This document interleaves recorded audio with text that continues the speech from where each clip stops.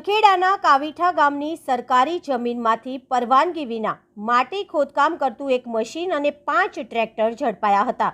કાવીઠાના deputy સરપંચે જરૂરી કાર્યવાહી કરવા ભૂસ્તર શાસ્ત્રીને લેખિત રજૂઆત કરી હતી।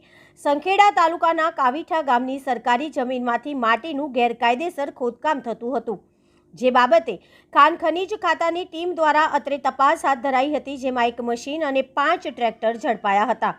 સરકારી જમીનમાંથી પંચાયતની પરવાનગી વિના થયેલા માટીના ખોદકામ બાબતે જરૂરી કાર્યવાહી કરવા માટે કાવીઠાના ડેપ્યુટી સરપંચ સતીશભાઈ વસાવાએ ભૂસ્તર શાસ્ત્રી છોટાઉદેપુરને લેખિત રજૂઆત કરી છે।